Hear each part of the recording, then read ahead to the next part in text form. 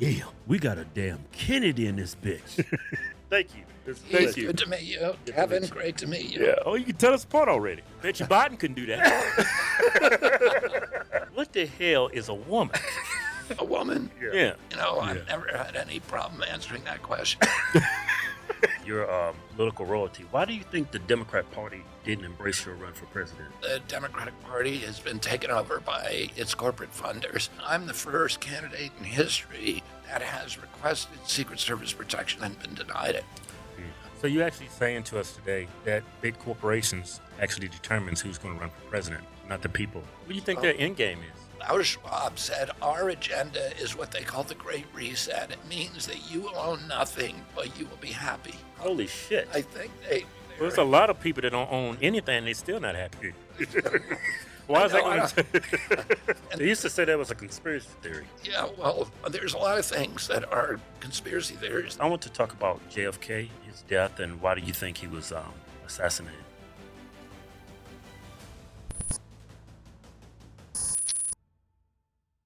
Yeah, welcome to episode 7.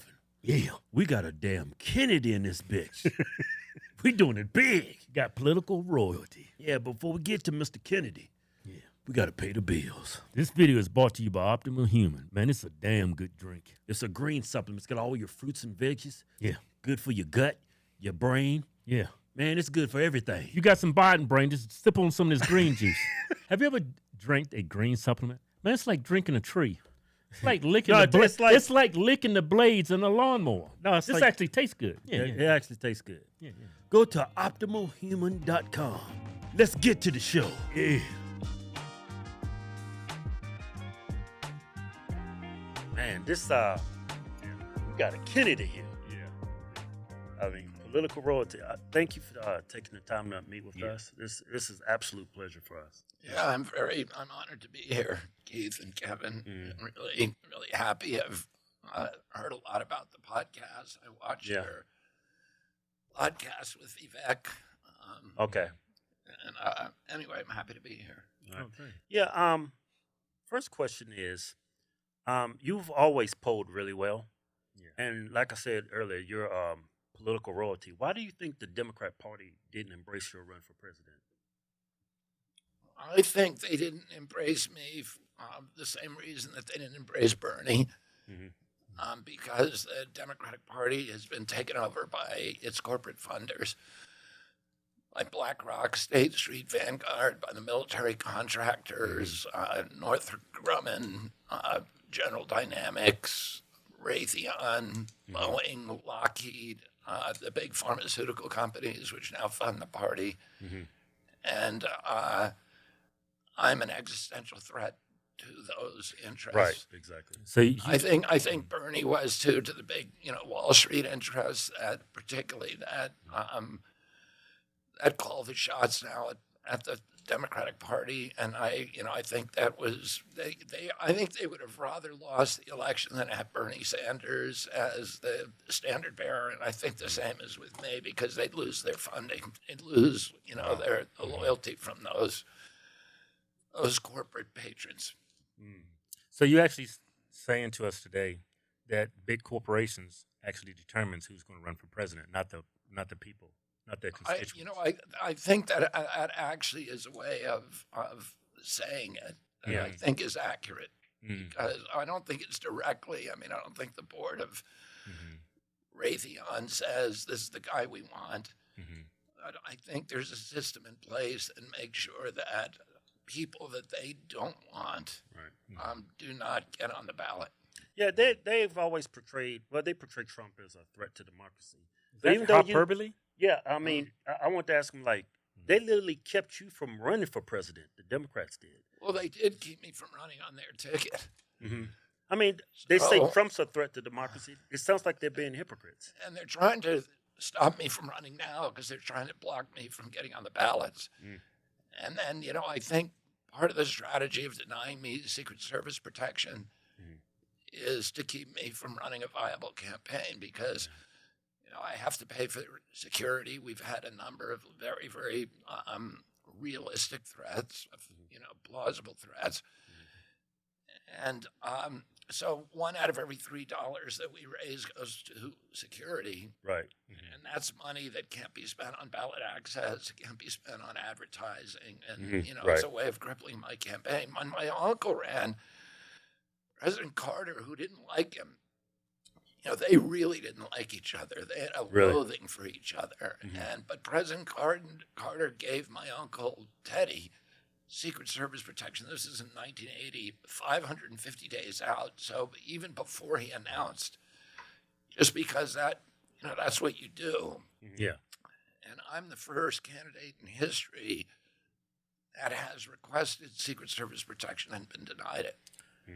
Since my father was killed, but prior to my father was not entitled to Secret Service protection.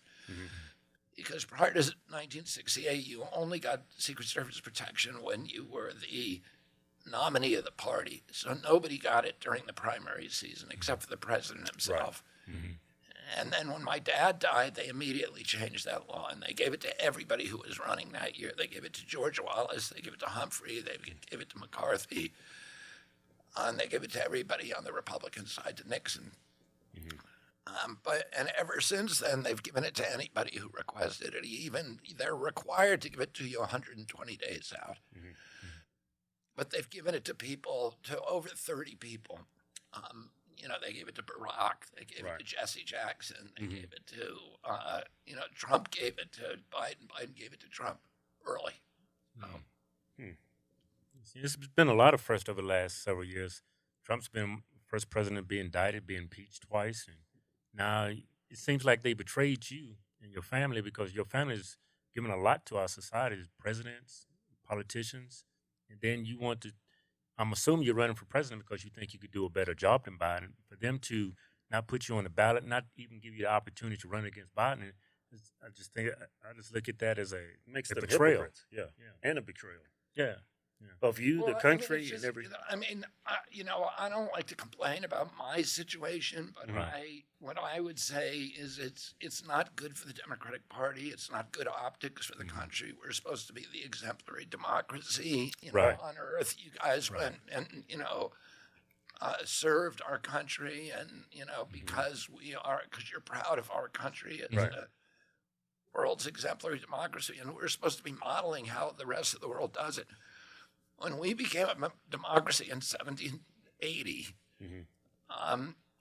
we were the only democracy in the world.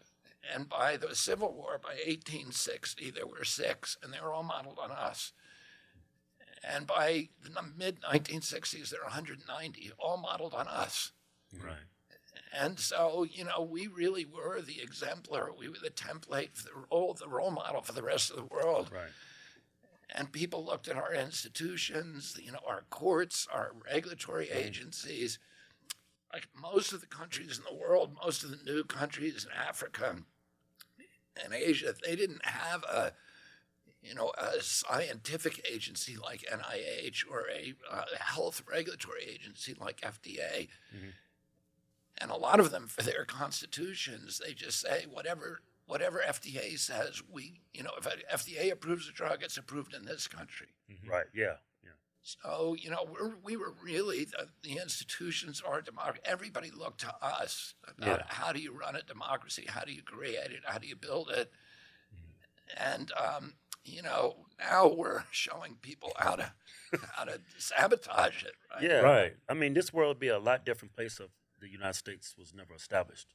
I mean, Germany would probably be in power, and now for us to betray what this country stood for, we're just going in the wrong direction. Like you brought up BlackRock, like the middle class is all but gone in this country, and I think kids that are born today, they'll never be able to buy a house, never, right? But I hear I see BlackRock buying up all these homes. What do you think their end game is? I think it happened to me before you answer. I'm renting a home out here, and been there 2 years, but then the owner said he wanted to sell the house. We sell the house, we move out, and it's been almost 3 years. Nobody lives in the house. I'm like, why? And they sold it. Why did someone buy the house and nobody's living in it? Yeah, that's happening all over the place. The other thing that people see is that when they go to buy a house, they're about to buy a house, they're about to go into escrow, sign a contract, And at the last minute, somebody comes in with a cash offer at Right. 20% over the asking price and snatches the house from Right. under them. And then you do some research, like who bought this house that was, my house? You're already thinking this is my house. Right, right. And if you find that it's an LLC with this kind of ambiguous name. Yeah, you used to say the LLC. Now they removed it. Yeah, and then you look behind who's behind that, and it's these big investment houses like BlackRock doesn't actually buy itself single-family homes, but it owns Blackstone, and Blackstone is buying the single-family homes. Fidelity, State Street, Vanguard, and they're now about 30% of the homes that were purchased in this country last year were purchased by these big investment houses, and they're on track to own about 60% of the single-family homes in our country by 2030. What do you think their end game is? I think they want to turn us into a nation of renters. They want to own everything. They said it. The head of BlackRock, Larry Fink, is on the board of the World Economic Forum in Davos. And the World Economic Forum, Klaus Schwab said, our agenda is what they call the Great Reset. And when he was asked, what does the Great Reset mean? He said, it means that you will own nothing, but you will be happy.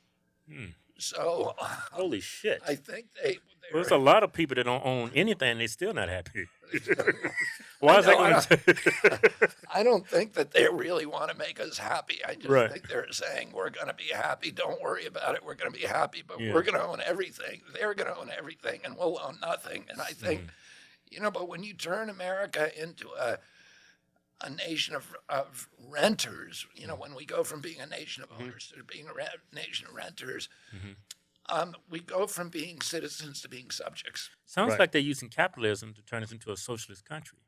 Yeah. Because who's going to own all these houses? It's going to be owned by these I wouldn't corporations. say it's socialist. I would say it's it's a feudal,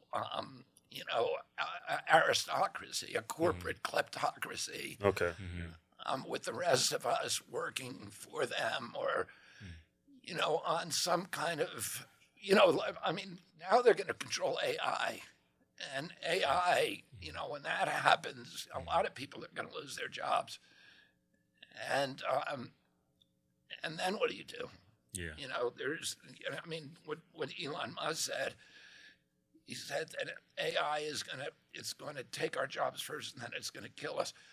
I was talking to somebody yesterday who was talking about accountants, that CPAs in this country, and they now have an AI program that has the entire tax code in it. Right. So you're going to be able to just show your financial information to the AI, and AI will tell you how to take all the tax breaks that that are available, and they'll be able to do it better than any CPA. Yeah. Or put all the CPAs out of business. That's crazy, man. They're going to turn everybody into hookers and pimps. Exactly. That's the only thing that you're going to be able to do. Yeah.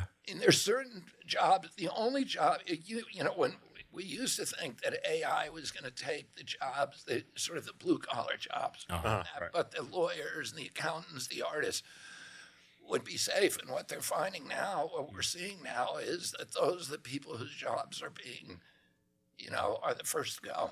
The artists. I mean, my wife just, got off a strike. She's an actress. And one of the big issues in that strike was AI, that they can just take her image and they can create a film from it, and it's scary. This is my first time hearing all this.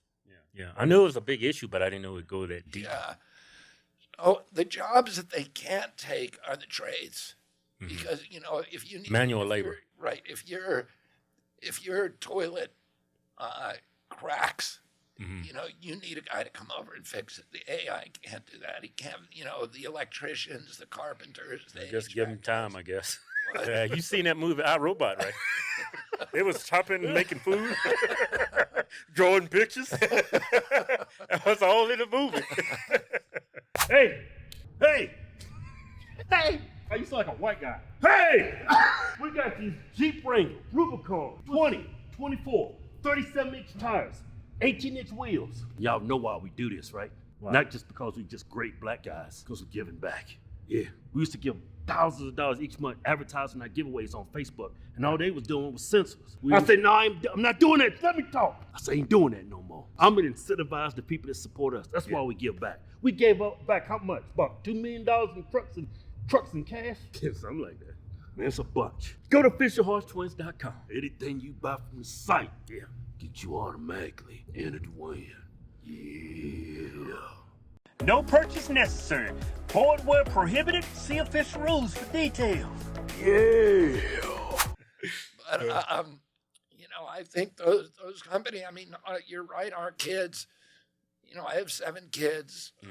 6 of them are between 20 and 30, and there's no way they're going to get a house. Yeah, like the Democrats, they portray it like billionaires, like evil and horrible for society. But you have their biggest donors are the people they detest. Yeah. It's like, I just found it to be so The hypocritical. Democratic Party. Yeah. I just find it to be so hypocritical of them. Like, I just don't understand that message. But it resonates with their base, their voting base. Yeah. But they're literally buying up houses. Inflation is through the roof. Well, I think the Democratic Party that I grew up with was on the side of the poor in this country. Right, and was right. on Do the you think side- that's changed? Yeah, The message is still the same, but absolutely. yeah. I saw a clip yesterday of Joy Reid. You know who she is? Oh, God. The one with the Trump hair. Yeah, I know exactly who she is. Yeah. The only black woman with Trump hair on MSNBC. Yeah, I know her. Yeah. Okay, Rachel Maddow and Jen Psaki. And they were laughing at people in Virginia who were they did an exit. MSNBC did an exit polling where people came out of the exit polls and said, my biggest concern is the border. Right. Yeah. And they were ridiculing these people. They were laughing at them and saying, were they worried that, the only border they have is West Virginia. Right. They worried people are coming across that border. These are people who have been brainwashed by Republicans. This was the Democratic base that they're talking about. Right. These Yeah. middle-class people Right. who are actually seeing what's happening, who are watching the social safety net. In New York, they cut police by 5%. They cut health care by 5%. What, to provide for the illegals? Because they had a budget shortfall because they had, I think, $12 billion budget shortfall over a 3 or 4 year period to pay for the immigrants, the cost of the immigrants, and people are upset. Yeah. It's crushing the city. It's destroying quality of life. And you have MSNBC laughing at this, the top spokespeople for the Democratic Party. They did a really great job spinning that narrative to say if you are worried about immigrants coming to this country, you're xenophobic. And I could care less who's coming to my country, but I will expect them to at least come in this country legally. By the way, when I went down to the border, I've been down there a couple of times, but I spent 3 days down in Yuma, and the people who were coming across were not people from Latin America. I only saw 2 people. Watched 300 people come across. And one family was from Colombia, one was from Peru, but the rest of them were from like Ukraine, and they were from Europe, Asia. Yeah. They were coming from, there were Africans. Right. They were coming from all over the world. That's a long swim, isn't it? Yeah. I don't think that's how they're getting here, Yeah. but they are getting here. Yeah. Why do you think the Biden administration has adopted this approach of catch and release instead of catching I and don't know. returning them back to their I country? don't know. But it is baffling, but the most innocuous explanation for it is just political pettiness. That they came in the day they came in. They said we're going to stop building the wall. There were still I think there's 27 parts of the wall that need to be built. You don't need a wall all the way from San Diego to Brownsville, Texas, 2,200 miles, but you do. They definitely need a wall in the urban areas where people can come across and disappear in seconds. Right. So those parts of the wall had 27 gaps in them, and they had already bought the material. You can go down there and see, All the materials is there. materials there. And the Biden administration ordered it all stopped. The construction stopped. Yeah. And then they ordered that the fences that they'd already put up with the cameras, they had these long range surveillance cameras, they had night lights, and they had sensor systems, that they be torn up. Right. So they actually did that. And then they changed the program from catch and return to catch and release. Yeah. You know what, Rob? It's almost like their strategy is to do everything the exact opposite of what Trump's doing or Well, see, Republicans. I think that's the most innocuous explanation. Other Yeah. people say, they have other Mm-hmm. sort of ulterior, nefarious motives for Right. bringing all these people in the country, which I can't comment on because I don't know. Right. But I think the most innocent is really not a very good, explanation. Is they just want to do whatever Trump didn't want. But I'll tell you just one instance of that. When I was down there, I spent a lot of time with Chris Clem, who was the former head of the Border Patrol in that region. And he said to me, he pointed to these gaps in the fence and all the pile of, Trump's and the stuff on the ground that was meant to fill those holes, right? Right. Just collecting dust. Right, collecting dust and rusting. Mm-hmm. And he said, look, we tried to get Mayorkas to come down here, who's the head of DHS, who's the guy who ordered it stopped. Mm-hmm. And Mayorkas wouldn't come. He wouldn't come. Finally, he came down. He saw these people coming across, and he said, okay, I'll fix the fence. Mm-hmm. But he said, I'm not going to use Trump's material. We're going to put new stuff. And it's got to be a different color. Right. So you go there. What, do you want the wall blue or something? It's like a metallic color. It looks Okay. like a chain link fence, whereas Trump stuff are these big kind of red girders, Right. that are, and the Trump fence goes about 12 feet below the ground. Right. That's a damn good fence. Yeah, it's a good fence. But they still cut it. Right, right. There's still places where they cut it, but they need a bunch of welders there to cut it. They're pretty well organized, the cartels are. Right. And they don't need to cut it. The only reason they're cutting it is when they want to get really bad guys through. Because the people who are not criminals can just walk across anytime they want. But when they're trying to smuggle drugs, when they're trying to get, bad individuals across, then they have to cut holes in the fence. Yeah. Like, it's so many people, like the black community, that's easily the poorest demographic in this country. And they closed down a lot of schools in Chicago area. But they're moving these illegals in. Yeah. And when they say they didn't have the money for the schools in these black communities, they now have the money to house and feed illegal immigrants. Yeah. Can you please explain that to me? I can't explain that to you. I mean, it's an oxymoron, right? It's not. It doesn't make any sense. Yeah. I mean, look, we do need workers in this country. I think there's 97,000 jobs that are empty that they can't fill, small businesses and medium-sized. So you need to have a program where people can come through. Right. Legally, they can have green cards, they can work. But it has to be regulated by the government like every other government in the world regulates immigration. Yeah. Like these people that's coming through, how long, they catch and release and they get a document to show up to a court date. What, 7 years from now? Yeah, 7 years in the future. They're given, if they have an asylum claim, they're allowed to go. They're given an asylum court date. What happens? They're brought across. They come and they walk across. They're right there. They know exactly what's going to happen because the drug cartels charge them about $10,000 to $15,000 a piece to come across. Yeah, AI is not going to replace that. No. The drug cartels meet them in, they fly them into Mexicali. They give them a Mexican visa, a temporary visa for Mexico. The cartels get it for them. And then the cartels, that allows them to transit through Mexico. And the cartels have these big bus station at the Mexicali airport. They pick them up in these big white buses, and they bring them in. They're luxurious looking buses. It's not like, it's pretty, it's very well organized. And then they bring them 55 people in a bus to these gaps in the fence. And then the immigrants, when they come across, know exactly what's going to happen to them because the whole thing, the cartels are recruiting them from all over the world on TikTok. and on YouTube. Wow. And they tell them every step of the way, here's what's going to happen. Well, they know the guys who came across had total confidence. They knew exactly what was going to happen. They weren't looking like confused or scared. They were like, okay, now the next step, the Border Patrol is going to process us, fingerprint us, they fingerprint them. And then if they don't have a criminal record, then the Border Patrol brings them to the Yuma airport and asks them what destination you want to go to, and puts them on a plane. And if they Red don't carpet have- service. If they don't have the money for the plane, the Border Patrol will pay them, and then they get reimbursement from FEMA.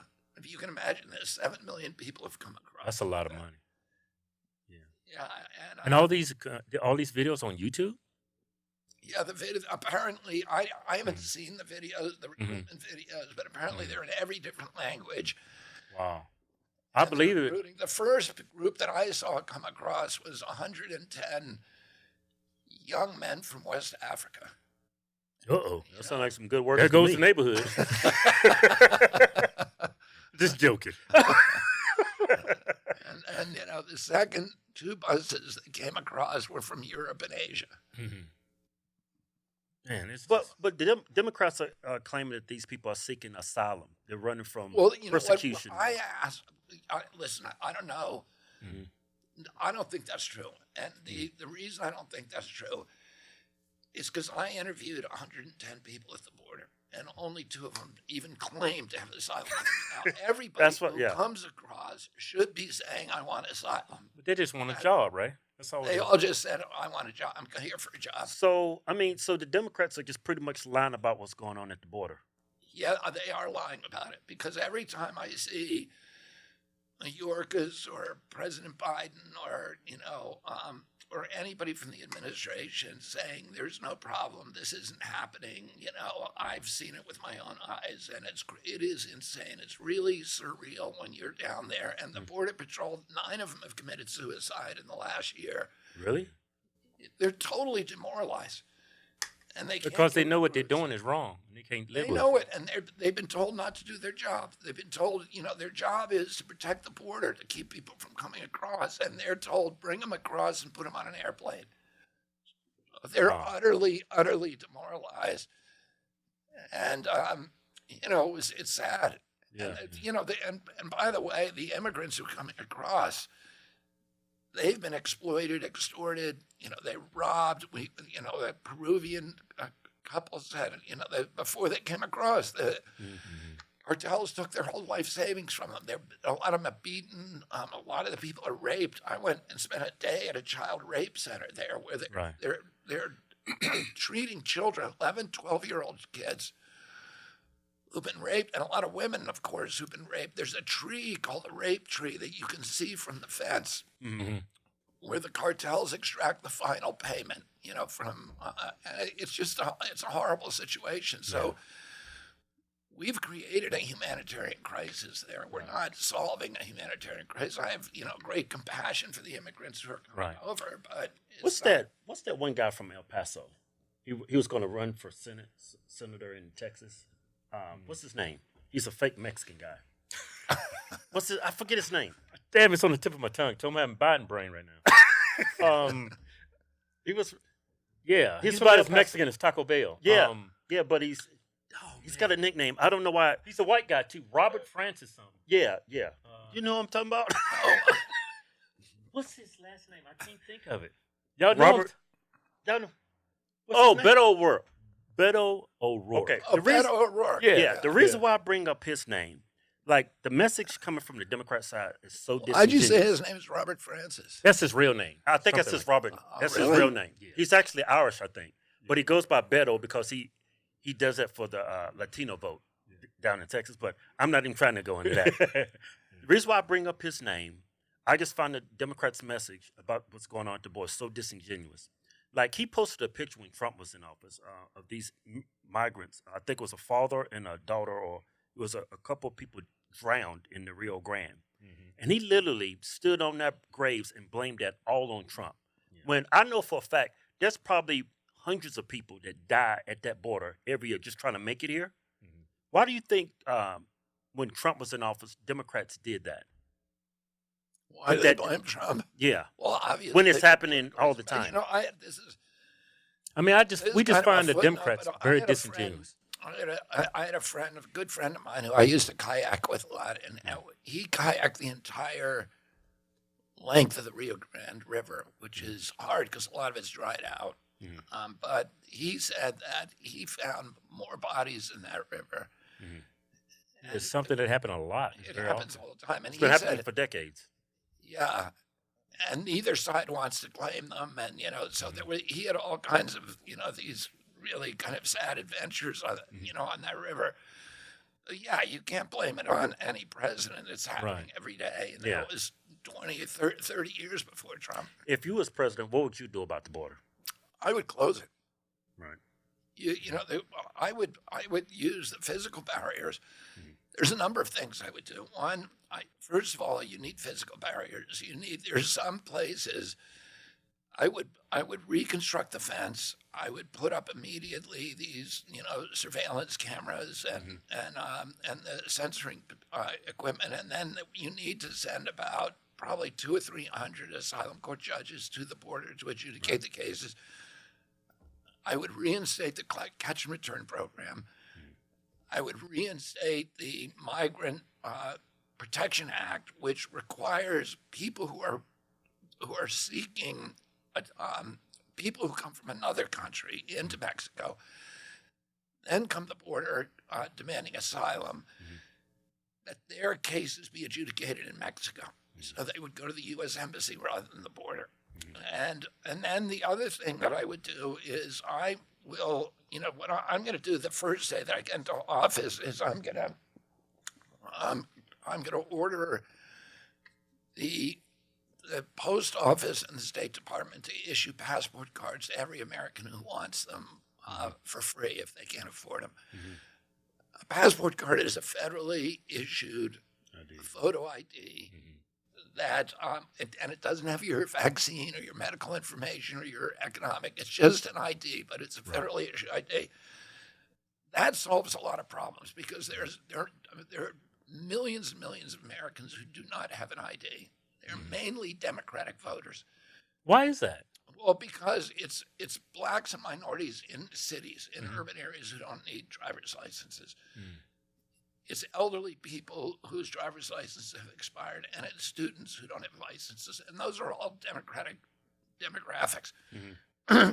So that's why the Democratic Party gets mad when Republicans say we should have voter ID at the voting booth, because the Democrats are saying, well, a lot of our constituents don't have IDs, and that's a way of disenfranchising them. So there's a conflict there. But we've talked with Andrew Young, with the civil rights leaders, with Reverend Al Sharpton, and said, if I do this, if I issue passport cards so every American can go down to their local post office, get that passport card for free. There's no barriers. Right now, you have to get someone to go to DMV, which is, as you know, is a nightmare. Right? Yeah, the government touches is a nightmare. Right, and you have to pay a lot of money to get it. And, if you don't have a driver's license, nobody's going to go through that nightmare at DMV. Now, some states is already enforcing this, right? They already providing IDs. Yeah, but the problem is it does disenfranchise people because a lot of people don't have IDs. So you need to get them IDs. And the civil rights leaders have told us that if I do this, they will lift all their objections to IDs at the voting booth. So that diffuses I would like to see that, actually. Yeah, that's but actually also, a great solution. if you don't have an ID in this country, you're a second-class citizen because you can't get a bank account. Which means 10% of your Social Security check, 10% of your wages are going to a check cashier. Right. You can't visit your kid at school. You can't go to a hotel. You can't get on an airplane. So that'll solve that problem. But also, right now, it's illegal for an employer to hire anybody who is an illegal immigrant in this country. You can face jail time for that. The problem is that law essentially doesn't exist because all they have to do is check the box and say, I saw their Social Security card. A Social Security card has no picture on it. Right. They're easily fabricated. Right. Mm-hmm. They're passed on construction sites in New York. They're passed from person to person. They pay in cash, and they just say, I saw his Social Security card. What I'm going to do is say we're going to change that so you have to see a government-issued photo ID in order to hire a worker. Right. Yeah. And that will dry up the border overnight. Yeah. Start arresting some CEOs. That'll change And overnight. yeah, you arrest the employer. Mhm. I heard the employers Republicans. They ain't doing that. I think both sides has played their role in Yeah. keeping this disaster going. That's just a common sense solution. Everybody should jump on board with that. I don't understand Yeah. why Trump has it did. I don't understand why Joe Biden has done it. Yeah. Instead of arguing about it, why don't you just come up with a solution for Yeah, it? I heard the press secretary. She's actually, how true is this? She's blaming the Republicans for what's going on at the border. It says that because we won't participate in new legislation. I think we already have the legislation to fix this problem at the Right. border, Just need to in my enforce it. opinion. But I would like to hear what you got to say about that. That is true. He could fix it himself without the legislation. But it is also true. I know this because Mitch McConnell admitted it. That they stopped that legislation. The Republicans stopped that legislation from going through because they wanted the crisis to continue because they think it's going to help them in November. And I'm not making that up. I'm not speculating. This is. I was shocked. You can call it up, but McConnell actually said that.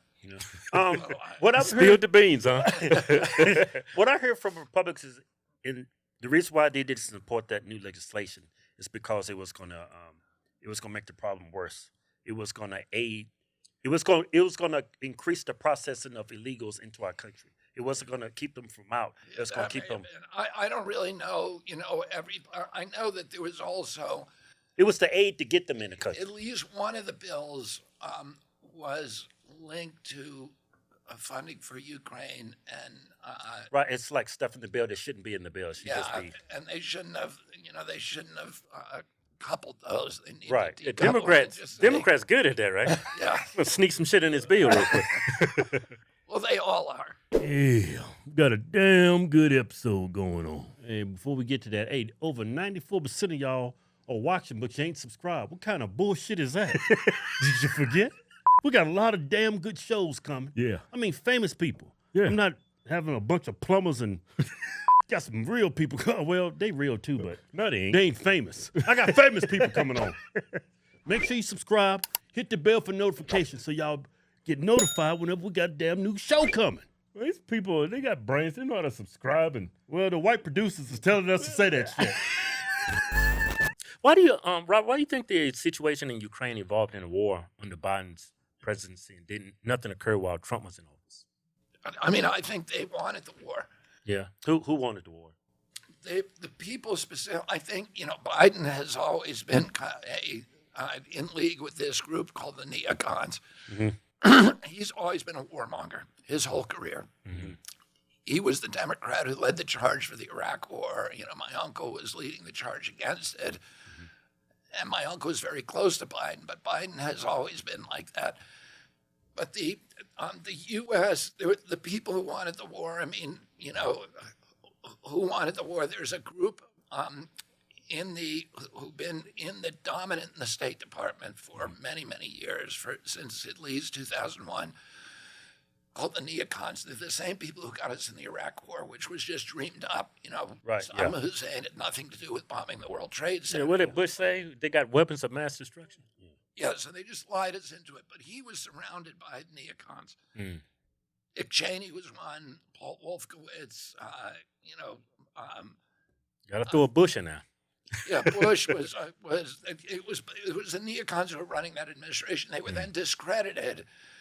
And a lot of them had high places in the State Department, including Victoria Nuland, who is the person who essentially orchestrated the war in Ukraine war. And and then who really wants that war? The war is about the extension of NATO into Ukraine. The Russians don't want the extension of NATO, like we wouldn't want Russian bases in Mexico. In Cuba, or in exactly. Texas. Exactly. I was involved. When I was a kid in the Cuban Missile Crisis. My dad was, spent 13 days on a cot in the White House, and we were, the U.S. Marshals came to our house to move us to underground bunkers down in Southern Virginia, down in the Blue Ridge. Blue Ridge Mountains. Yeah. Yeah. So, but what happened with Ukraine? The people who want to extend NATO, see, when the Soviet Union collapsed in 1992, Gorbachev, who was then the premier of Russia, went to President Bush and and John Major, who was the prime minister in England, and said, "Look, I'm going to do something that is going to mean I can no longer go back to Russia ever again, which is because the Russian people are going to hate me, but I'm going to do something that is good for the world, which is I'm going to allow Germany to reunite. There was an East Germany and West Germany at that point. Well, East Germany was communist, West Germany was, and there was a wall between them. And he said, I'm going to allow them to unite under NATO, and I'm going to move out 450,000 Soviet troops, and we're going to give you our barracks, and we're going to give you our bases, and you can move in there. But I want to promise, because this is going to destroy me, I want to promise that you will not move NATO to the east after that. East Ukraine.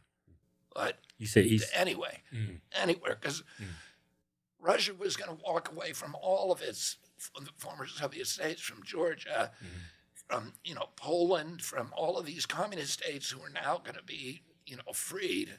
Yeah, that's a huge sacrifice. Yeah. And these were all part of the Russian coalition. And Russia and Gorbachev said, we don't want you moving the U.S., a hostile army to circle Russia. Right. And so, and James Baker, who was then the Secretary of State under Bush, famously said, we will not move NATO 1 inch to the east. Right. And 5 years later, the first neocon, who was Zbigniew Brzezinski during the Clinton administration in 1997, published a plan to move NATO into all of the former Soviet states. And at that time, the most important diplomat in American history, George Kennan, who was the architect of the containment policy during the Cold War, said, this is insanity. If you do that, you're going to force a violent response from Russia. Russia should be our friend. We won the Cold War. The people who are running Russia are people who are allies now. Why are we turning them into an enemy again? Why do you want an enemy out of Russia? Right. And Bill Pierce, who was then the U.S. ambassador to the Soviet Union and is now the head of the CIA, he also threatened to resign. He said, if you do this, it's insane. You're making Russia an enemy. Bill Perry, who was the Secretary of Defense under Clinton, threatened to resign because they said this is insanity. Who wants this to happen? It's the neocons ideologically, but also the big military contractors. General Dynamics, Raytheon, Northrop Grumman, Boeing, Lockheed. When a new state joins NATO, the part of the contract is that they have to conform their military purchases to NATO specifications. Wow. And that means billion-dollar markets, automatic markets, trap markets for those military contractors.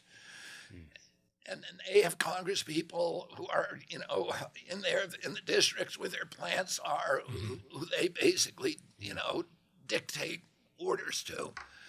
So that's what's driving it. Money.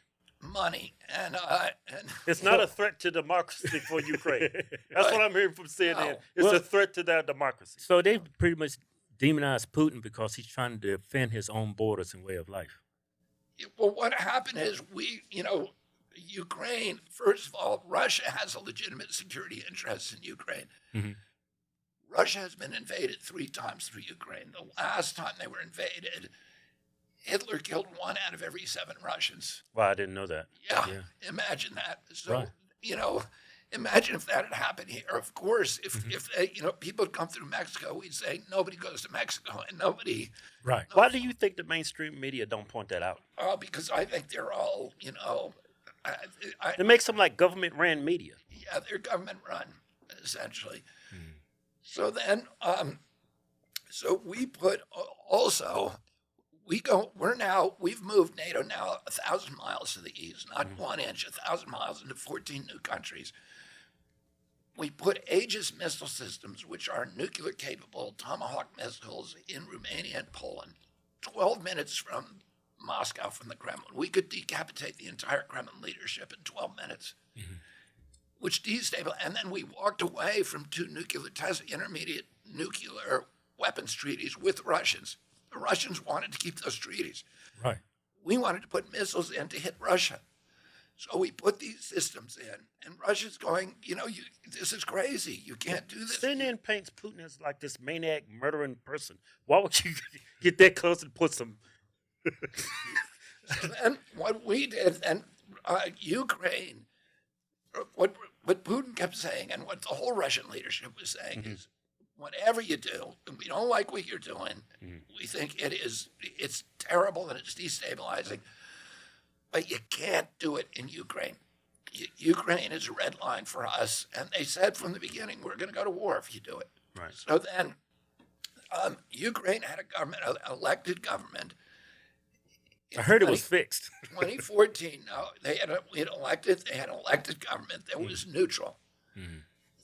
That was trying to walk the line and not go too west and not go too Russian. We overthrew it. We spent $5 billion. Victoria Nuland ran the project to overthrow that government. Aren't we a threat to that democracy if we don't? Of course, we destroyed their democracy. And That's crazy. there's a tape recording that we now have. You can look it up on the internet, where Victoria Nuland is screaming at the U.S. ambassador to Ukraine, and she's handpicking the cabinet for the new government. This is a month before the overthrow. What? And he's saying, well, NATO's object, and she says something like, screw NATO. So we put in a new government. Putin says, okay, what's going to happen now? I have one warm water port, which is in what is it, Sevastopol or Vladivostok, on the Black Sea. And they said, and now the U.S. fleet is going to come in there and take our port because Ukraine's going to invite them in there. So in Crimea. So he said, I'm not going to do that. We're going to go in. He goes into Crimea without firing a shot, not killing a single person, because the people of Crimea, half the people in Russia on the eastern part, in Ukraine, are all Russian. Right. They speak Russian. Yeah. Right. And they're ethnic Russian, and Ukraine welcomed the Russians in. So we said, oh, look, he took over Ukraine, but he took it over, and they wanted to be taken over. Then Donbass and Lugansk vote to join Russia, these 2 eastern provinces. And because as soon as that new government came in, which was, there were a lot of them were these ultra-right people who were glorifying the Nazis. Stefan Bandera, who was a Nazi, they put a statue of him up, and they're very. That's a Nazi problem in Ukraine, right? There's a huge Nazi problem. Well, the new government says, okay, we're going to ban the Russian language, which half the people in Ukraine speak. Right. And so there's now mass protests in Donbass and Lugansk, and they said, you just, got rid of our language. And the Ukrainian government starts shooting them. They killed 14,000 of them. And Putin the whole time is saying, these are, Russian. It would be like if Mexico started killing American expatriates who were living in, Right. And I was talking to a banker. He's from Russia, Ukraine. And he told me to my face, he said, everybody in Ukraine hates Zelensky, and they're pro-Russia. I don't know how true that was, but he said that's the sentiment he shared with me. Yeah, well, I think in part of the Ukraine that is true. Yeah. And my son actually went over and fought in Ukraine. Oh, really? He and I differed on that war, and he was in law school and he left and he disappeared. Your son got balls. Joined the Foreign Legion, and he was a machine gunner in a special forces unit. He fought in the Kharkiv offensive, and we never knew where he was. He was just disappeared. So that whole conflict in Ukraine and Russia, that was all because the United States went back on that word. United States government and NATO. Yeah, I would say but I'm not excusing Putin, and I'm not saying Putin's a good guy. Right. I'm saying Putin is, but But Putin responded just way you do not Putin say so. Responded rationally, right? The way that we would respond if somebody did the exact same thing to us. We would respond the exact same way. How do I know that? Because we did. in 1962, Right. during the Cuban Missile Crisis. Right, exactly.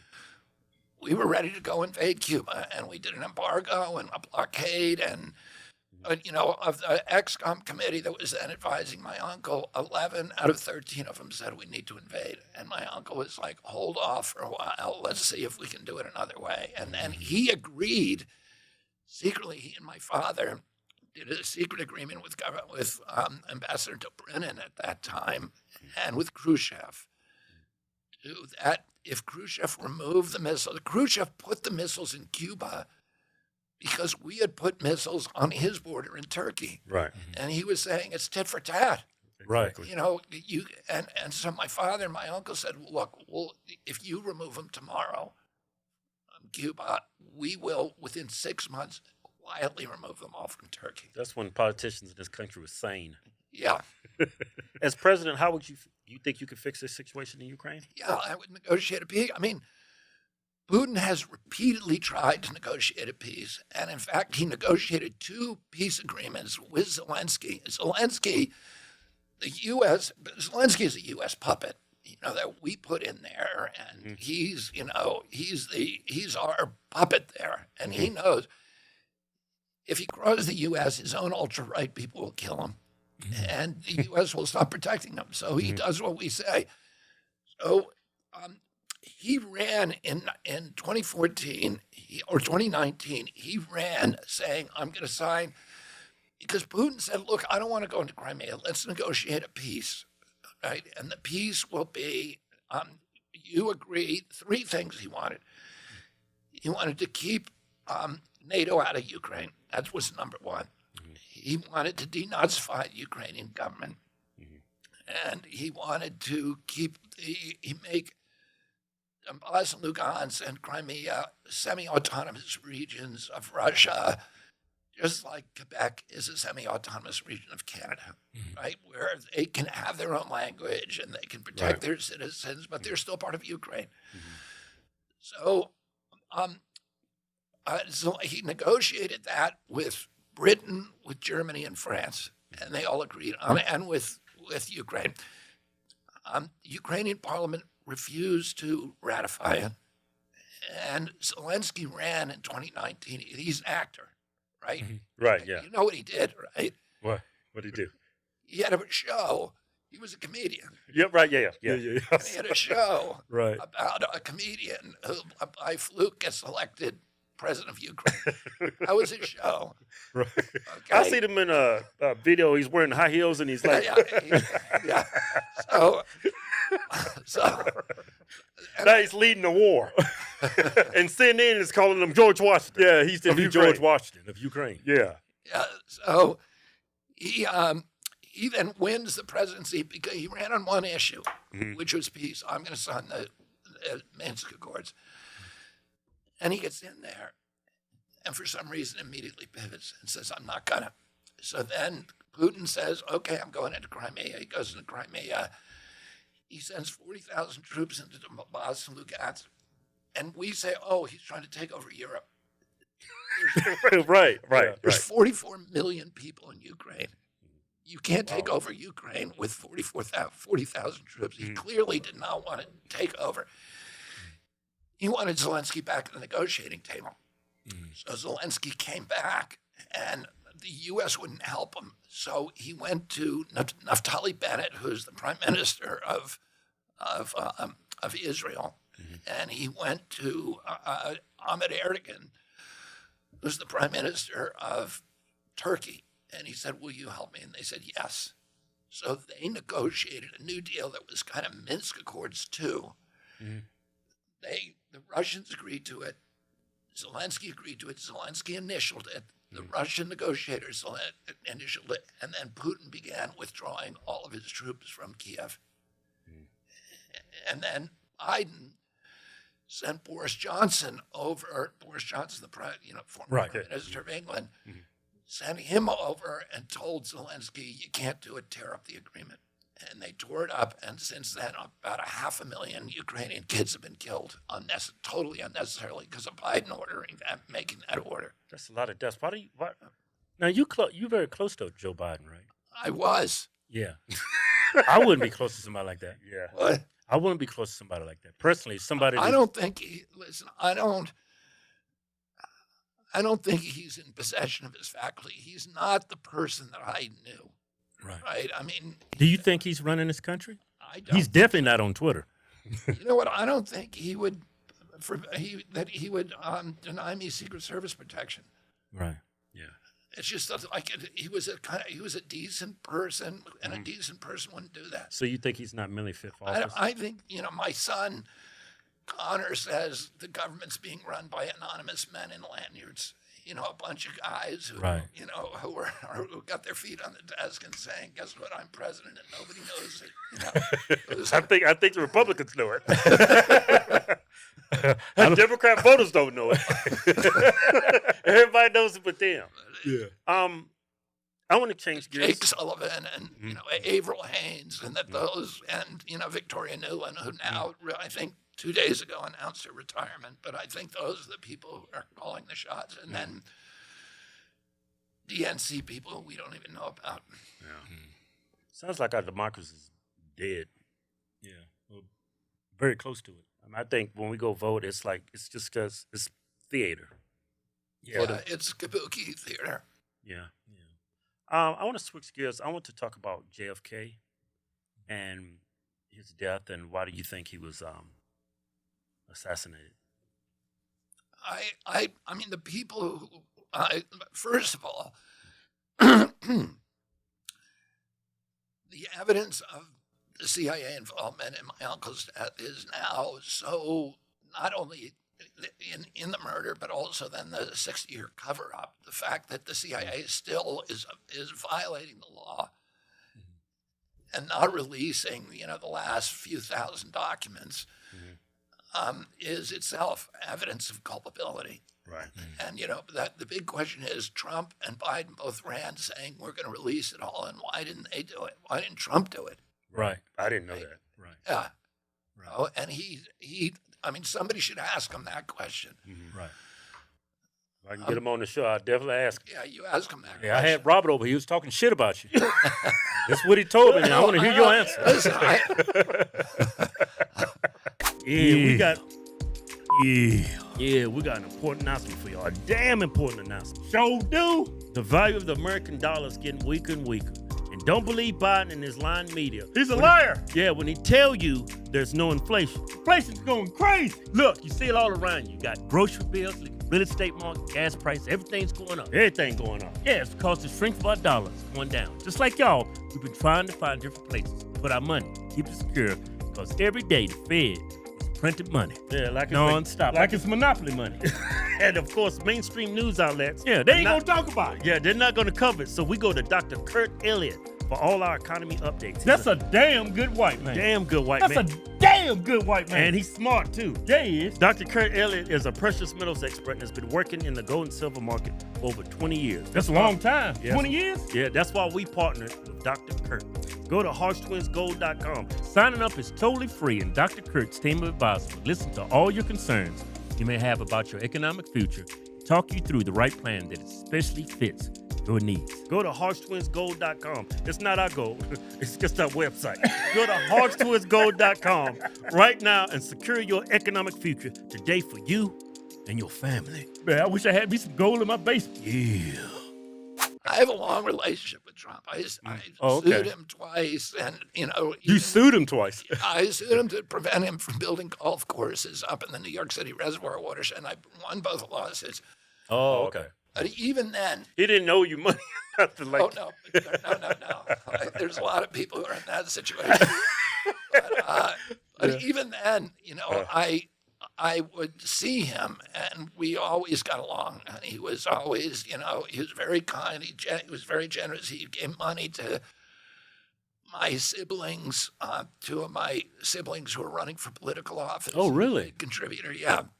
And so, and I always got along. During the time that I was litigating against him, he offered me he offered my wife a ride on his airplane to Palm Beach. He goes, He's hitting on her. and we, and my wife took it, and I ended up going on the airplane with him, and I was litigating against him at that time. So it was weird, but He'd have punched Trump right in the face. You're making a move on my woman. Do you buy into the but fact? anyway, my uncle. So there have been, a million documents released now, and and many of the people involved in the assassination have confessed. Many of them, and so if the evidence is so abundant and so definitive and dispositive. I'm an attorney. I was a prosecutor. If I had to try the case, where the CIA was on the dock, I could. I know that I could win in front of almost any jury in America beyond a reasonable doubt. Yeah. I saw that video. I said, why would a president of the United States be riding in a convertible? That's a huge back then, people weren't killing presidents. Yeah. So, now they wouldn't. But Do you know the reason? We know the reason because the people who were involved were all people who were part of the Miami station who were angry at him for not invading Cuba, and they were also angry at him for ending the war in Vietnam. And he had 30 days earlier, he had signed National Security Order 263. Ordering all troops home from Vietnam. Okay. At that point, there were 60. My uncle never sent a combat troop to Vietnam. He sent 16,000 military advisors, which incidentally is fewer troops than he sent to Oxford, Mississippi to get one black man, James Meredith, into Ole Miss. He sent 20,000. So he only sent 16,000 to Vietnam. They weren't allowed to participate in combat, although a lot of them did. They were mainly Green Berets, and they were special forces people, and then they were mechanics. They were people who work on helicopters, those kind of people. So he found out in October 22nd of 1963, he heard that a Green Beret had been killed. And he asked Walt Rostow, who was his aide, for a casualty list. And Walt Rostow came back, and there were 75 Americans who had been killed over their servicemen. My uncle saw that, and he said, that is too many. We're bringing them all home. And he signed that afternoon National Security Order 263, which ordered all troops home from Vietnam, all military personnel by 1965, with the first 1,000 coming home in December of 63, which would have been a month later. 8 days before that withdrawal would have started 30 days after he signed that order, he was murdered. And because it would hurt the military contractors' money and stuff. Look, Vietnam was a CIA project.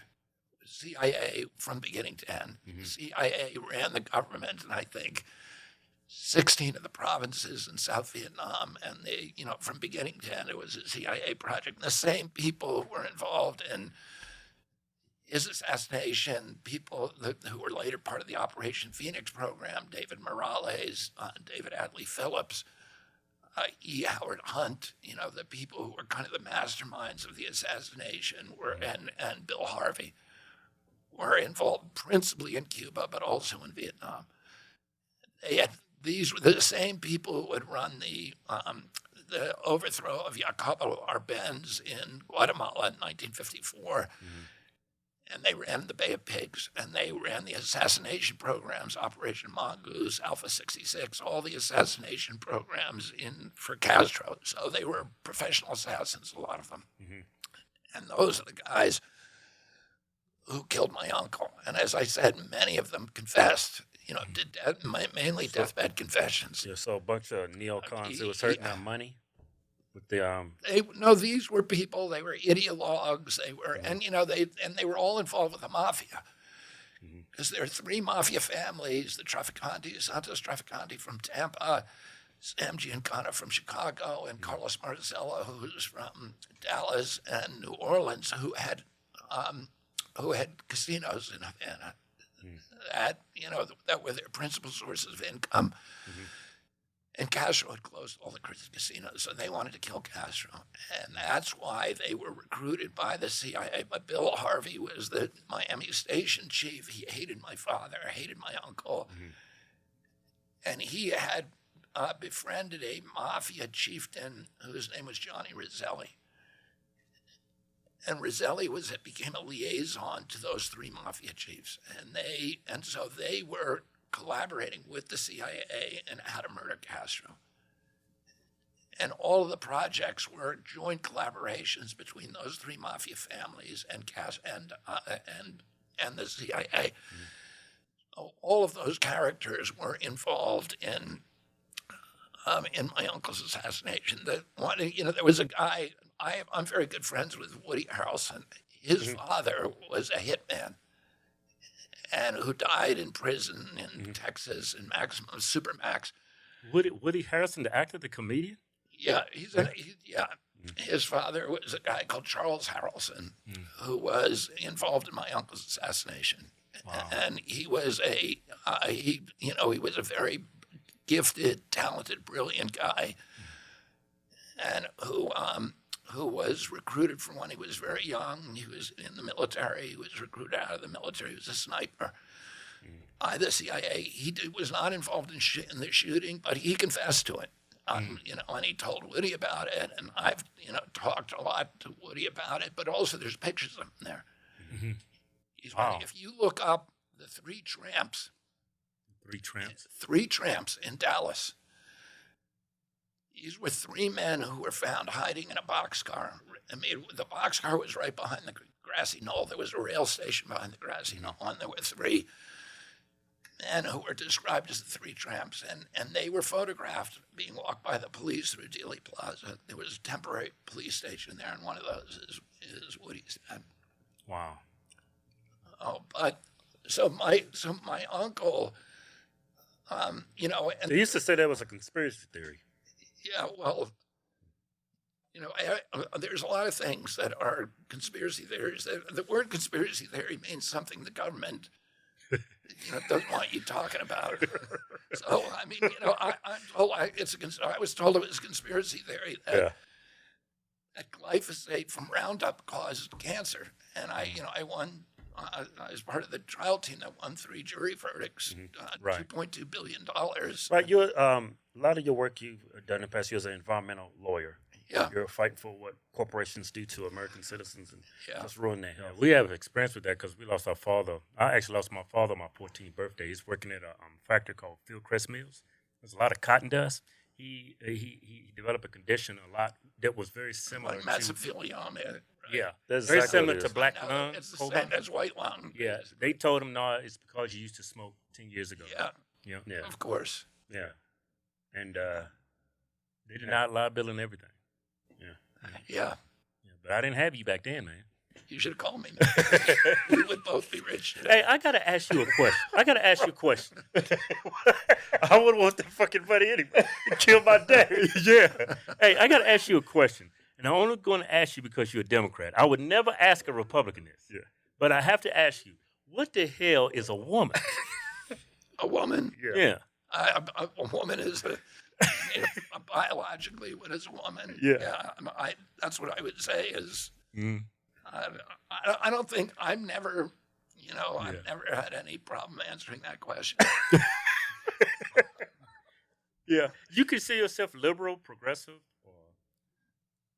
I consider myself a traditional liberal, which was somebody who was for free speech, somebody who supported the Constitution, somebody who supported, a vision of America, an idealistic vision of America. Yeah, we're liberal, but we had no choice, so we're conservative now because the Democrat Party. I tell people when Democrats ask me, are you conservative now? I say, no, I'm the last liberal. You guys are the ones who are doing something else that I don't even know what it is. Yeah, right. But it's not liberal. Right. It's not, censoring speech. The word liberal means freedom of speech. Right. When you start the government, I just won. It's progressive now. I just won a case against Biden, and that's going out of the Supreme Court. But I won in the Court of Appeals that he was, that orders him to stop censoring me. That's who censored you. not big tech. He's working on the 37 hours after he took the oath of office, the White House was ordering Twitter, Instagram, Facebook, and Google to take down my accounts and to censor me. Wow. The president of the United States. Well, his White House. He Yeah. wasn't on the phone, Right. with Sergey Brin. He was, but they were, and what they were threatening them with, they said, if you don't do it, we're going to take away your Section 230 immunity, which is existential for those companies. Right. Those companies have immunity, from defamation suits. So They would get sued out of business if they take that away. they would get sued out of business, right? Well, they couldn't even function for a day because, I used to write editorials all the time for the New York Times. And every time the night before the editorial was published, you'd spend an hour on the phone with lawyers. And they'd go through every line to make sure there was nothing defamatory, because if I put something defamatory in that editorial, the person who I defamed could not only sue me, but they could sue the New York Times for publishing it. Right. So that's what publishing houses do. Well, if Google, if Facebook and Instagram and Twitter had to get lawyers to read every post before they put it up, they could not. Their business model wouldn't work. Right. So Congress gave them Section 230 immunity, which says that you're a platform, you cannot be sued for publishing defamation. Right. And that's how. So the White House was saying, we're going to take that away from you if you don't censor these people, including me. And they were specifically mentioning me. Wow. But before we let you go, I just want to say, we're Trump supporters, but in the true nature of our political ideology, where we lean, we are essentially liberals. But it's just the left has went so far. Left is just they abandon the majority of people that did support them. But I just want to tell you, like, if Trump wins the presidency, I feel like our country is going in the right direction. If you win our presidency, I think we're in the right direction. If Biden wins, I think we're going in total wrong direction. And I just wanted to tell you that before you left. Well, thank you. Yeah. Where can people go to support your run for president? Kennedy24.com. And we're collecting signatures here in Nevada. And, we need to get on the ballot. I need to get on the ballot. That's crazy that you even have to struggle to do that. Democrats are trying to keep them off. Who's the real threat to democracy? It's like when I look at CNN and news, and it's so infuriating, and it's like it doesn't make sense to me, and I just can't believe Democrat voters can't see the forest for the trees. Yeah. It's really disheartening. But I had a pleasure meeting you. Yeah. It was an excellent conversation. I mean, you're a sane, intelligent, rational person. Damn Kennedy. What you expect? Thank you. Thank you. Good to meet you. Kevin, great to meet you. Yeah. Oh, you can tell us apart already. Bet you Biden couldn't do that. You're like, what? Kevin? Me? Oh, fuck it. Thank you. Thank you, guys.